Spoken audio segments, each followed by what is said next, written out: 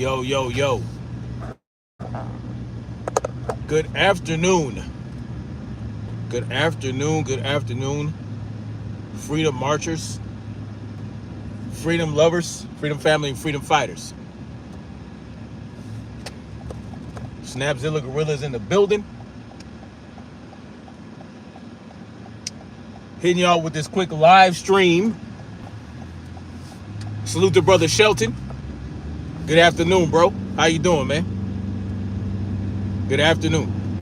I was waiting to do this, right? Because I was like, you know what? Eventually, someone's going to ask the right questions. And with all the people covering Charlie Kirk's like hammer shit, yeah. Oh man, that sucks. I hope everything's gonna work out better for you, brother. With all the people covering this Charlie Kirk shooting, I was like, you know what? Because I had certain questions. I had certain issues that I had with certain stories, right? Man, hammer shit, that's pretty bad, bro. Salute Dad Mike in the building. One of my OG trolls. You know what I'm saying? My honorary #1 troll. I had questions, man. And I was waiting for people to talk about it or even try to explain it, but no one has up to this point. And I find it very interesting. Not to say that people are deliberately leaving this shit out, but it's like, listen, man, there are some crucial components to this situation that needs to be addressed, in my opinion. All right. Somebody did cover one aspect of something I had a concern with. And that is, in particular, the Turning Point USA guy, the one that was in contact with Candace Owens, according to her, that gave her certain footage that she won't share. Him having, immediately after Charlie Kirk's death, grabbing Charlie Kirk's chair. The fuck? Get your ass out of here. Grabbing Charlie Kirk's chair, which should be considered goddamn evidence, using his chair to climb up and dismount the camera that was behind Charlie Kirk. Right? Like, Charlie Kirk is not even done bleeding out, and this guy's using his chair, right, to take this camera down. And the fact that he took the camera down in the first place, in my opinion, screams violation. It screams something else too that I'm going to touch on a little bit later, in my opinion. And here's another crucial component that kind of goes along with that. It goes along with crime scene behavior. Not even that. So, I don't know if you guys ever took CPR classes, first aid and CPR classes. I don't know if you guys are familiar with any of that. I've taken it multiple times, right? I was in the military. We had some extensive first aid and all that stuff, training, specifically for wounded individuals or people you believe have been wounded with a firearm. There are certain things, certain protocols that you have to follow. And if you have taken any of those types of courses or have had any of that type of training or have real world experience, there are certain things you don't want to do to the person who has been wounded or injured or appears to be incapacitated. There are certain things you don't want to do. So outside of the camera, you have to forget about the camera, forget about the idiot using the chair, right? Which I'll get into why I think that all that happened. When it came to Charlie Kirk himself getting shot, it's a clear violation. What they did was so out of protocol. Charlie Kirk's security, Charlie Kirk's people. Because if you're going to be providing security for someone like a Charlie Kirk, then you have to have a certain level of understanding of these situations in regards to just the first aid, right? Not even thinking about, okay, this is a crime scene, right? This is a crime scene. That's secondary to what you should be thinking about first and foremost. Now, it appeared that Charlie Kirk was shot in the neck, and then he falls over. He falls over onto his left-hand side. Now, I understand that people think, oh, there was a shooter, there was this, there was that. Right? We don't know all these different things are going through your head, especially if you're performing security. If you're a security personnel for someone like a Charlie Kirk, you might think, oh, well, I need to remove Charlie Kirk from the line of fire, from the threat, right? You remove him. Okay, you might want to do that. But at the same time, if you can secure the area, right? If you can, first of all, the security was horrible. They did not cover or canvas enough initially for the security in the first place. But how you handle the body or how you handle the injured person is very critical, because what you saw and what I saw after Charlie Kirk was shot was his people carrying him and rushing him off to an SUV. Right? Okay, Charlie Kirk's already down. Cover him. Maybe provide concealment for him. You already in a line of fire. If the guy was going to take more shots, he would have taken more shots. And you were already in the line of fire. So even if you pick up Charlie Kirk, you're trying to get him to the SUV to get him out of the line of fire. You're going to be in the line of fire that entire time. So the most crucial thing to do is to provide emergency first aid to Charlie Kirk. The first thing that you should be thinking of is not, oh, let's lift him up. He has clearly been shot in the neck. Let's lift his ass up and rush him to an SUV. That is not what you should be doing first and foremost. First and foremost, you want to, you want to cover him, conceal him, whatever you want to do. You're not going to want to handle him, especially if he got hit in the neck and you have no idea if his spine was severed or if there was a spinal injury that could be made worse by you moving him around. These are one of the things they teach you in first aid training. Because if you see an incapacitated person or an injured person and there was an incident that occurred and you're going to be providing. Anyway, give me a Romeo Lima Charlie, y'all. Can't Guard J's in the building. Salute to you, Can't Guard J. If you can drop a Romeo Lima Charlie for me, they have disrupted my live stream and knocked off over 100 people. So I feel like this is a very important live stream for you guys. It's very crucial to be considering. So a person is injured. You come upon them, they're incapacitated, they're unconscious. You don't handle a person in that regard, right? If you're Charlie Kirk security and you're going to have some level of first aid training, you want to try and stop the bleeding or put pressure on the wound, whether you believe he's dead or not. You're not supposed to treat a person as though they're dead until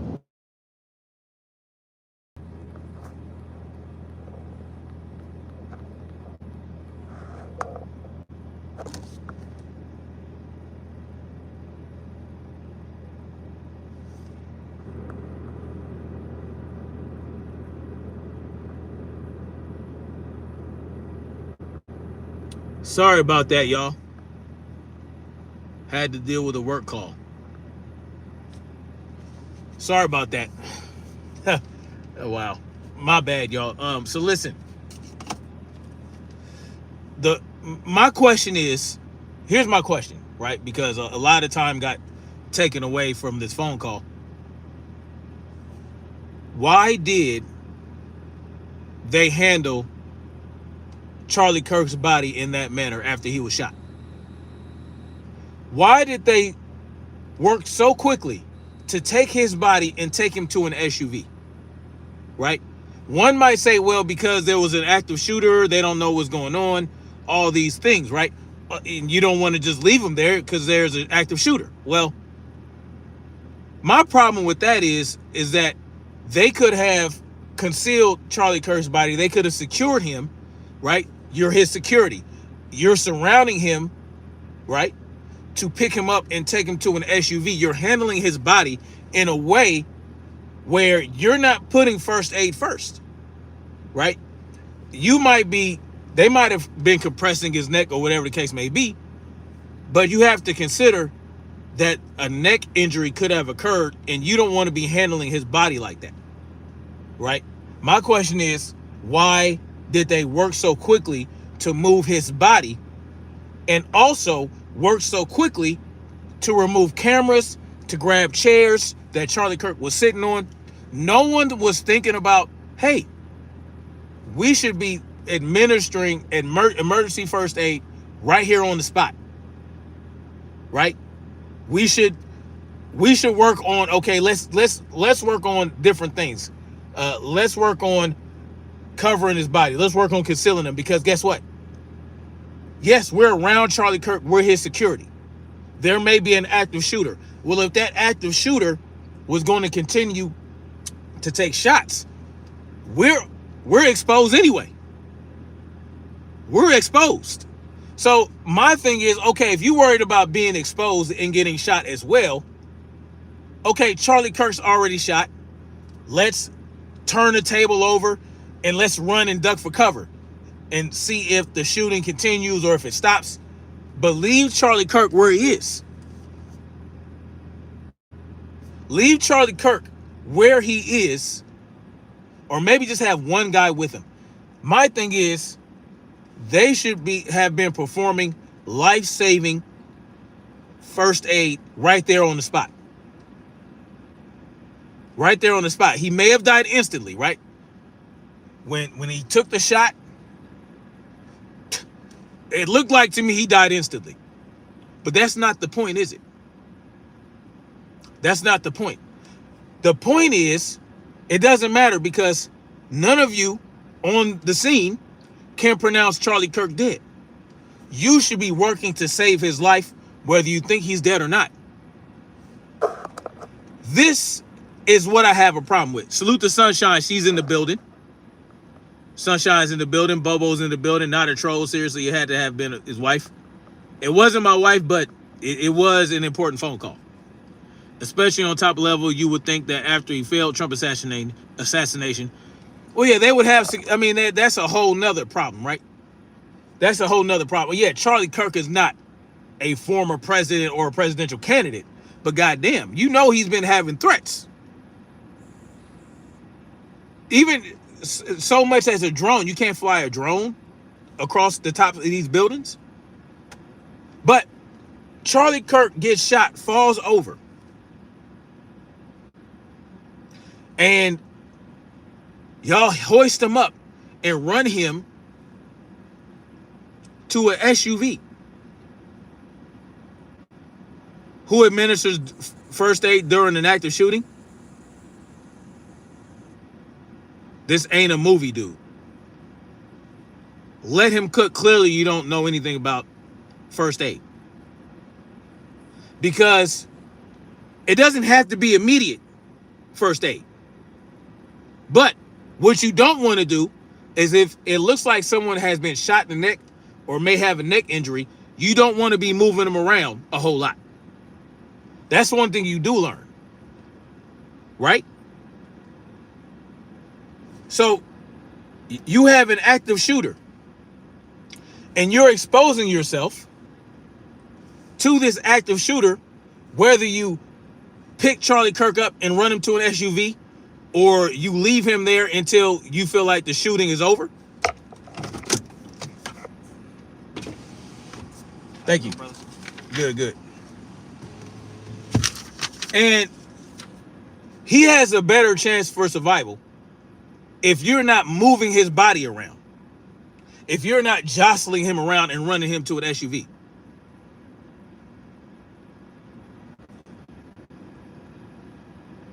Let Him Cook says, I literally said they should have immediately. No, I said they should have performed emergency first aid on him. I didn't say immediately. What I said was, you don't want to be moving his body around like that after sustaining such a devastating injury to the neck, because you want to give him the best chance for survival. So you have a choice here. Let him cook. You can immediately lift his body and move his ass around, creating more bleeding and fucking his neck up, or you can try to secure the area and give him the best chance of survival. And you have to make those assessments, right, when you're out there and the action is happening. They thought enough, let's lift his body up and run his ass to an SUV. But they can't think enough to say, you know what, we shouldn't be moving his body like that. Because let's say he did die immediately and you feel like, man, it ain't no point. Then you should leave him where he is, right? Because it's a crime scene.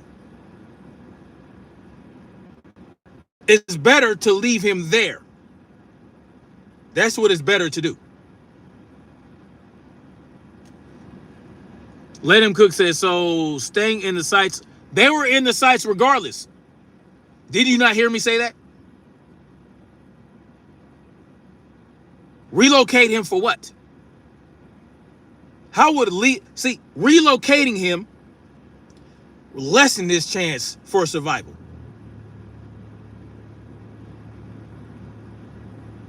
No, you conceal him or you cover him, because they're covering him anyway. They're surrounding his body while they're carrying him. They're still exposed to the shooter. Do you know what Secret Service agents do if there's an active shooting and there's an attempted assassination? They cover their subject. They hop on top of them and shield them, because they're wearing vests, they're wearing body armor. They cover them up. They cover them, whether they know they're shot or not. All they know is that shots went off. All right, I'm going to put my body between myself. I'm going to put my body between my subject, my client, and anywhere an active shooter might be firing from. And it's going to be multiple agents. They're going to go on top of the motherfucking subject. And then, okay, once they discover, all right, you're safe, you don't have any wounds or whatever, then we're going to relocate you.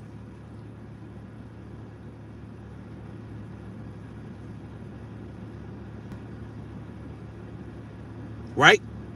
Once they took the shooter out, or whatever the case may be.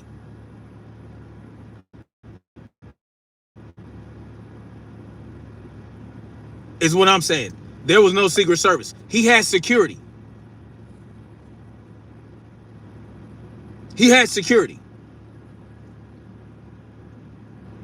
It was very irresponsible, in my opinion, to move his body and put him in an SUV. What life-saving equipment is there in that SUV? If at the very least, if you're going to move him behind some cover somewhere and try to not jostle him and throw him in the fucking SUV. These are problems. Because The people that are securing him are exposed no matter what, whether they cover him while he's on the ground or whether they lift him up and carry him to an SUV. They are exposed. There could be multiple shooters. There could be someone close by to say, okay, I don't think you handled it right. Yeah, you don't know what's going on out there.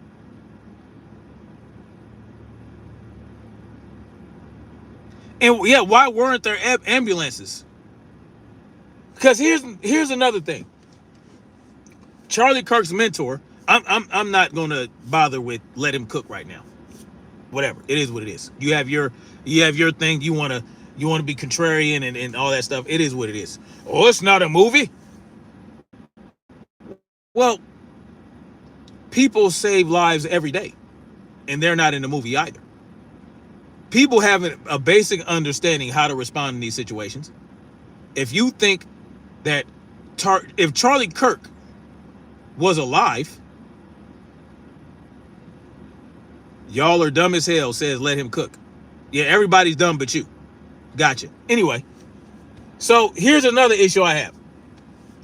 Charlie Kirk's mentor, the Turek character, of whatever his name is, said that he was riding in the ambulance with Charlie Kirk, and Charlie Kirk was already gone. Well, when did he get to the ambulance?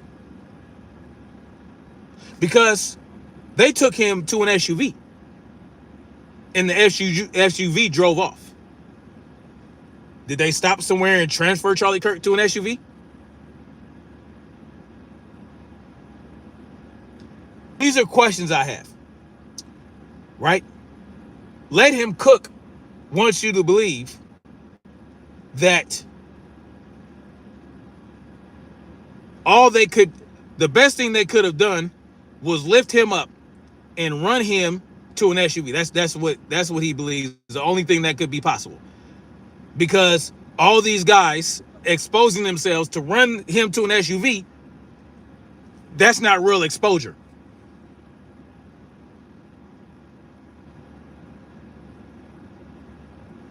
Charlie Kirk died because he said he would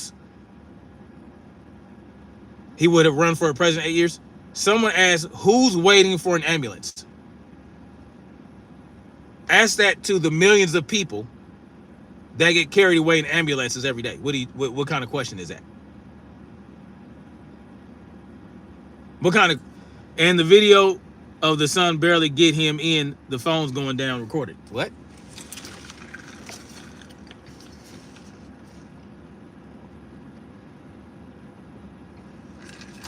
So when you look at how they handled Charlie Kirk's body in conjunction with what they did with the camera, I have quite like, what are we doing? They're already mishandling the scene, right? The first thing you think about when Charlie Kirk is shot and falls to the ground is taking the chair he was sitting in and grabbing the camera. And you got these guys lifting up Charlie Kirk and running him to the SUV.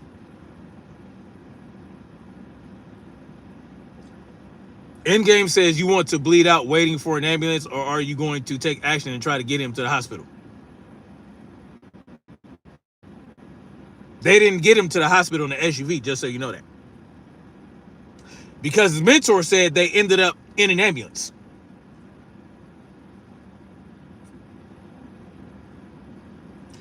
You can administer first aid as much as possible. Try to secure him, try to stop bleeding or whatever the case may be. Right? Bleed out? No, you try to stop the bleeding. You put pressure on the wound, whether you believe he's dead or not.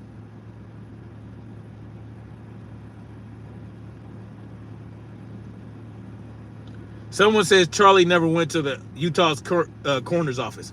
I don't know if that's true or not. I don't know where they went.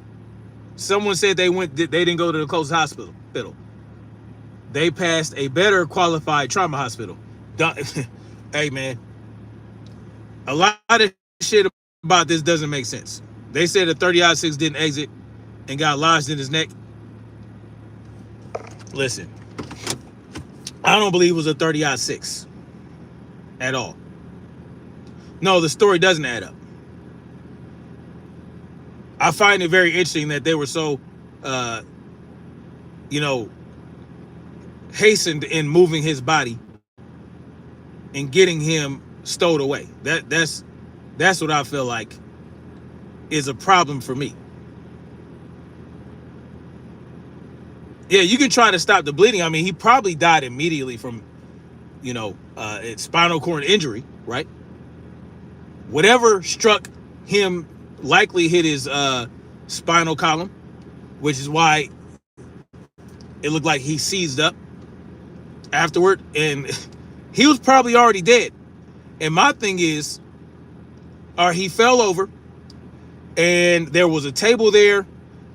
You could have secured the location. You could have concealed the body, and you could have tried to administer first aid right there. You could have gotten the crowd away. There are a number of things you could have done. Because listen, if there's an active shooter, and your concern is, well, the shooter can continue to take shots, he's going to be shooting even if you're carrying him to the SUV. Cover and consumer. Yeah, I know that there's a difference between cover and concealment. That's why I said conceal. Because a plastic table is... What? A plastic table, a plastic fucking folding table, is not cover. It's concealment, though, right? Now, you might argue that his security, if they're wearing body armor and they're surrounding him, they could be covered, right? I know there's a difference between cover and concealment. I know there's a difference. I was in the military. I know the difference, right? A hedge of bushes could be considered concealment, but a brick wall or a wall of sandbags are going to be covered. I know the difference. Yeah, you could have concealed them, right? Make sure the shooter has a less opportunity to hit a target. But like I said, whether you're there covering him while he's on the ground or lifting him up and carrying him to an SUV, you're still exposed. The people that his security were exposed the whole time. I just feel like they mishandled the situation. And the reason we should care is because if this could happen to Charlie Kirk, whether you like Charlie Kirk, whether you think he was racist, whether you think he was a great guy, it doesn't matter, right? It doesn't really matter. Because we have to look at how the FBI is handling this case or mishandling the case, whether it's due to incompetency or whether it's due to a cover-up or whatever, right? If they can do this to a Charlie Kirk, who was such great friends with Donald Trump, who, has support of so many people, so many leaders of the country, right? Has so much notoriety and so much reach. And these are the things I'm thinking about. Because I'm beyond whether or not people liked or didn't like Charlie Kirk. What I am concerned with is how they're using his death to push tyrannical actions. I'm concerned with how everything surrounding the shooting, the immediately after the shooting, how everything was done, taking the camera down, moving his body to the SUV. I have issues with that, right? These are what I have issues with. Someone says, so stop talking about it. Okay, you can go bye-bye, Benja. Benja, I can get you out of here because you want me to stop talking. No, you can just leave so you don't have to hear what I have to say. So in order to encourage you to not stick around and listen to someone you want to stop talking, I'm going to get you out of here. I salute. Anybody else? Anybody else want to go? Because understand, I don't time people out. I completely block them from the channel. If you feel like you don't want to hear what I have to say, if you say things like Ben just said, then I can help you out. You ain't ever got to come back, because you won't be able to comment ever again. And so we don't have to waste each other's time. I'm not trying to waste your time. I don't have a problem with people that disagree with me, like the one guy that has been disagreeing with me. I didn't kick him out. He had an argument. He had a sound argument, actually. I don't think that his disagreement was out of pocket. I believe that his disagreement, made sense for what it is. I just disagree. I think that it doesn't matter, right? In terms of being concealed to the exposed, in terms of his security being exposed to an active shooter. Well, they were exposed regardless. There were thousands of people there that were exposed to an active shooter. Yes, you can learn from disagreement. But if you're saying that I should, I'm yapping and why even bother? Why come to my channel? Why write in the chat just to say something like that? The aftermath is very weird. Turning Point just chugs along. Now that's a whole nother ball of wax. The whole Turning Point thing, the Erica Kirk situation is wild and out of control to me. But that's another story for another day. I just think that they mishandled his body. I don't think they should have ran his body off, because it really just it throws a lot of problems in the whole crime scene thing, and giving the best possibility of having his life saved. But that's just me. Anyway, guys, I gotta get out of here. Thank you for coming through. Thank you for listening. Much love. Like, share, subscribe, and we're gonna keep rocking forward towards freedom. Peace.